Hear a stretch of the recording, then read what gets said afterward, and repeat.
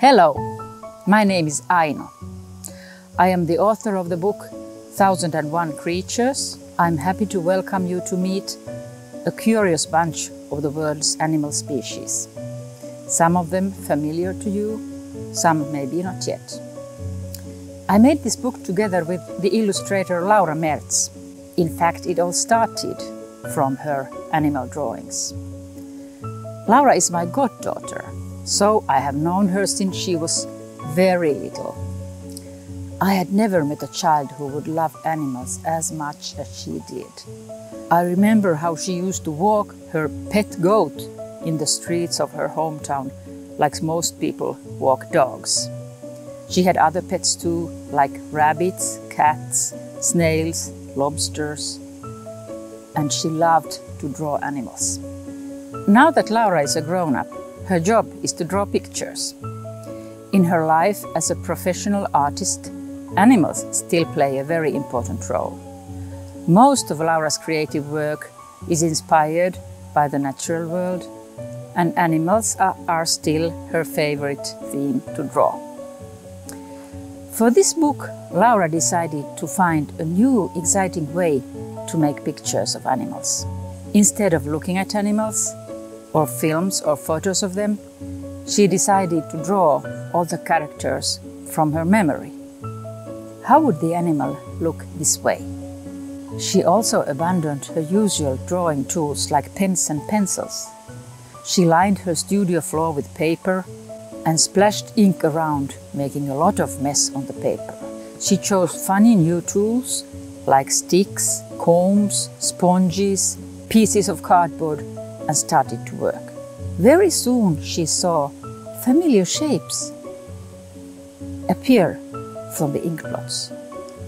The ink marks reminded her of different animals. A tail here, a muzzle there, maybe some antlers over there. All Laura had to do was to add some strokes and details to make her creatures recognizable for others as well. You can try this too. Soon Laura will show you how much fun playing with ink and shapes can be. It was such a joy for me to write about the animals Laura had drawn for this book. In each chapter we focus on one animal species and one special, important characteristic of that creature. Before you start making pictures of zebras with Laura, I will read you the chapter that tells us why zebras have stripes. The title is Zealous Escape Artists. How does a zebra recognize its mother? By her stripes, of course. No one else can make head or tail of them. When the zeal of zebras sprints off to escape, the stalking predator sees only a black and white blur. No heads or tails. What to seize onto? Insects marvel too. The stripes quiver in their eyes. Where to jab your stinger? There are many kinds of camouflage. The zebra, the cheerful stripy pants of the savannah, must be pleased with its own. At the end of each chapter, we have a question for you. Here we ask, does the zebra's camouflage only work in a zoo? What do you think?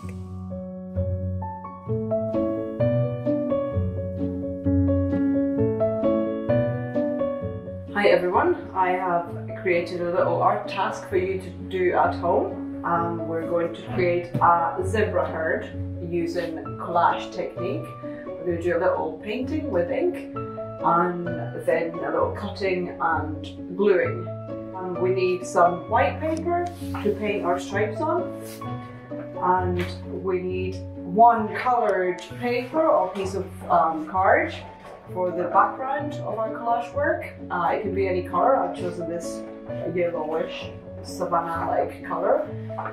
And you need some other coloured paper. I like to use black and greys for my zebras. And then we're going to need some scissors. If you have some of these, I don't know what they're called, it's kind of pattern scissors. They can be really fun, but not necessary. We need some brushes for painting. preferably the thick ones and thin ones. And you're going to need a glue stick, and optional additions are some sponges that you can paint with, or a comb. And we need some ink or paint. I like to paint with Indian ink, but you can basically use any black paint or ink that you can find. And another thing that's quite useful is what's it called, a hole punch for the office. I'll show you what to do with this later on, but it's also not necessary. And we're going to start with painting the thing that's the most distinctive things about zebras, which is of course the stripes. And I really hope that you've covered your table or wherever you're painting and are not wearing your best clothes, because you're going to make a little bit of a mess here. I'm going to put my painting jacket on. We're going to take a sheet of white paper. Actually, the bigger the better, because then you can experiment more. And yeah, do not try to spare paper with this. We can do loads because it gives us more options in the later stage of this project. So we're going to start with different brushes, and I've got some ink here in a bowl. And we're just going to paint stripes. And you can freely experiment with the brushes you have. Even just one brush creates many different kinds of stripes. You can do thin ones, kind of ragged ones. You can also try painting with your left hand if you're right-handed, or the other way around. And once you fill your paper, just take the next one and make more. Do little skinny stripes next. You can do straight lines or not so straight lines. You can experiment with like rhythm and repetition. Different directions for the stripes as well. And everyone and anyone can draw stripes, so you can't fail at this. So just get creative and have fun. You can also try thinning your ink a little bit with water, and then you get more grey tones. Just play with your brushes, and you can also use things like, I really like to use combs because these are excellent for making really thin stripes. Or you can look around the house or wherever you are and see if you can find some other interesting tools that might be useful for creating stripy effects. And often the way you hold and the way you move the tool also create it. You can get different effects. Very, very different effects with just one tool, depending on how you hold it and how you move it, and how much pressure you use, for example.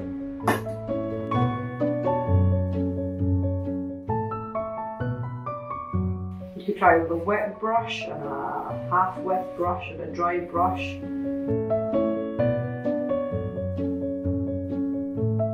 And remember that this is not a finished piece yet, this is actually just one step, and we're actually going to cut up these.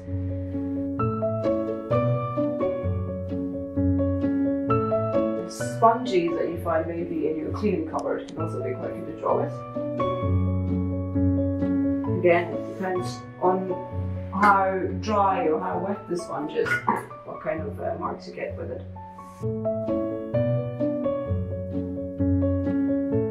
Now I have quite a lot of stripes. I'm going to take a break here and leave my painted papers to dry, because they need to be dry for the next stage. So now it's maybe a good break for lunch or something, or to go play outside if it's loud. So we wait a little while until these are dry, and then we continue. You can start by just looking at the wonderful stripes that you've created and finding the most interesting parts of the paper that you maybe want to use. And you just start cutting shapes that are good for parts of zebra. I start with the bigger parts, which are the bodies of the zebras. We're going to be gluing them onto this background paper. You can also use these pattern scissors if you like to create an interesting shape. And you can play, again, you can play with the rhythm of the stripes. You can have some zebras having vertical stripes and some having horizontal or even diagonal, different angled stripes. Some with really thick stripes and some with really skinny ones. It's good to cut extra ones as well, so that you have, in the next stage, you have more to choose from. And at the next stage, we're going to start composing them onto the background to make our zebra herd. Now that we've cut some shapes from our black and white stripes, we can start with our composition. Basically, you have your background paper. This is going to be the starting point, and we're going to glue our little elements that we've been cutting out onto this background. So you need a glue stick. It's good to have some kind of paper that you can glue on as well. You can start by just like seeing where everything should go, and if you want to do, if you want to have a more kind of realistic effect, you can think about perspective. So think about which zebras are in the front and which are further back. So the ones that are closer to you at the front are bigger, and you can also then think about maybe they have wider and thicker stripes, and then the ones that are in the background are smaller and maybe in thinner stripes. But you can also just freestyle and go with whatever feels like a fun thing to make and a fun composition. And as you know, the most characteristic thing about a zebra herd is that it kind of looks like a confusing black and white moving mess. So it's kind of difficult to tell an individual zebra apart.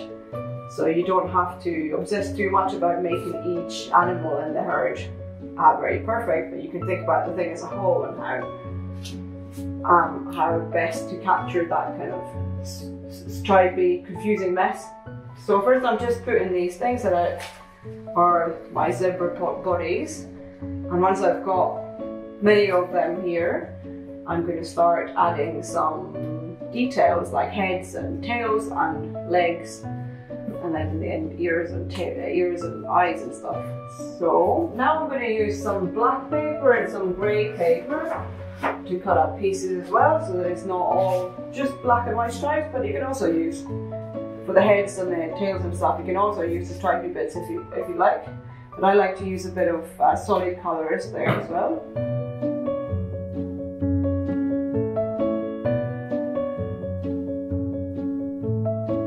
So when you add the little things, they start to actually come alive and they start to look a lot more like actual zebras. And now, this is where you can use these pattern scissors if you like, because these make quite nice effects when you cut them, this kind of zigzaggy thing that I've got here.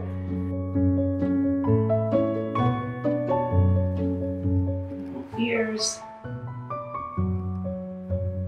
And now what we really need to make them really stand out like actual zebras, we need some eyes. And this is where we can use this hole punch.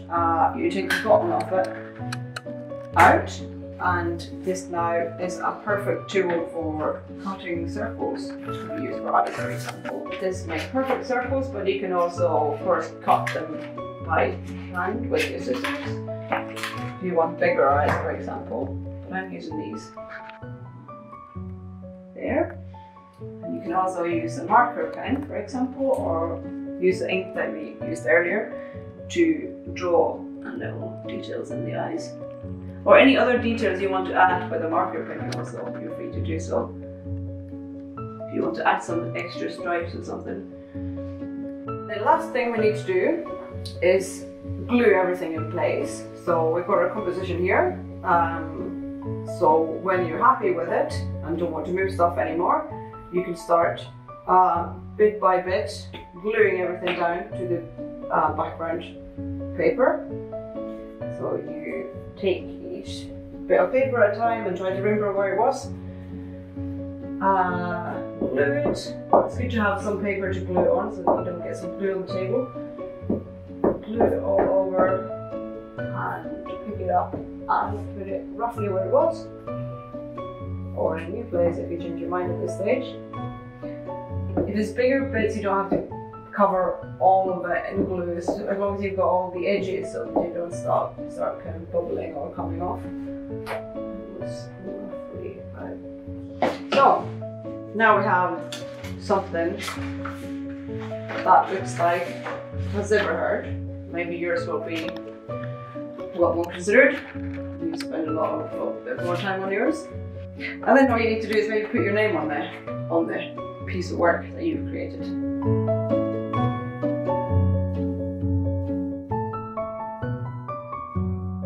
My abstract and instinct illustration style was developed almost like a side product of a long-standing personal battle against perfectionism.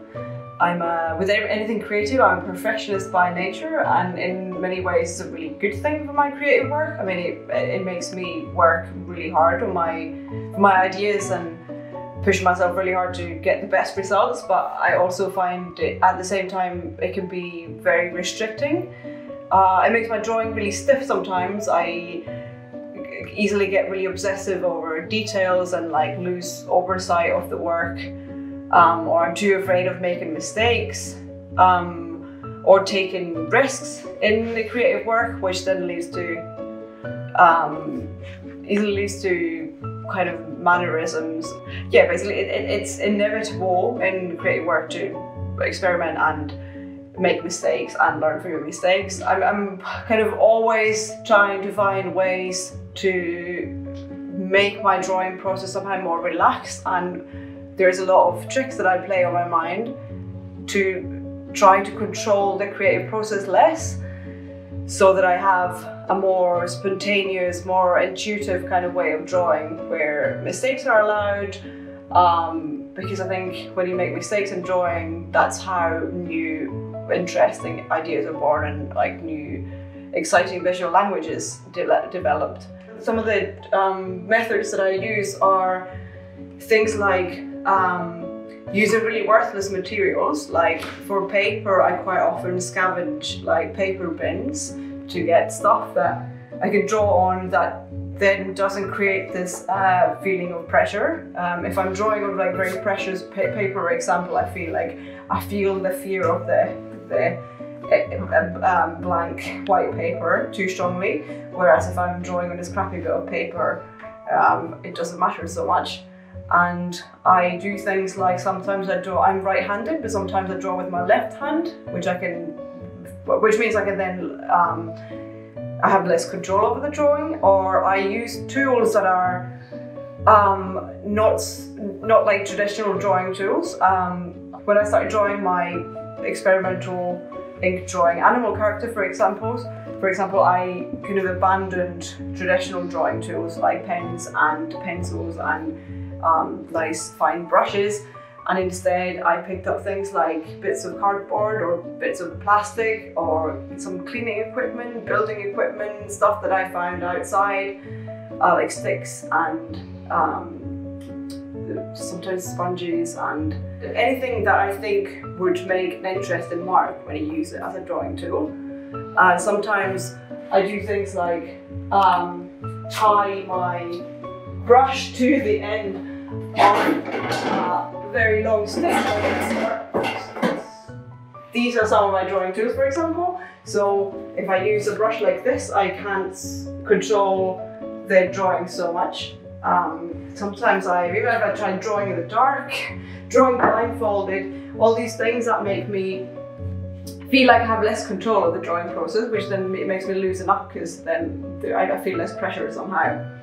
And a lot of my drawing process is actually just making huge amounts of mess. Like sometimes I can spend hours using one tool and finding out different ways to use that specific tool. Like over here, all of these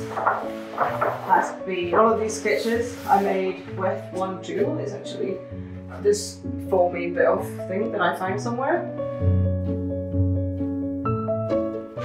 So just the way you hold the tool and the way you can play around with just one tool to create lots of different marks and play with rhythm and repetition. pressure. So I have piles and piles of sketches and just like random ink marks that I've created with different tools. I tend to keep most things because sometimes if you leave them for a while and you come back to it, you can see something interesting in it later. Here, for example, I have some abstract ink marks that I've made with different tools.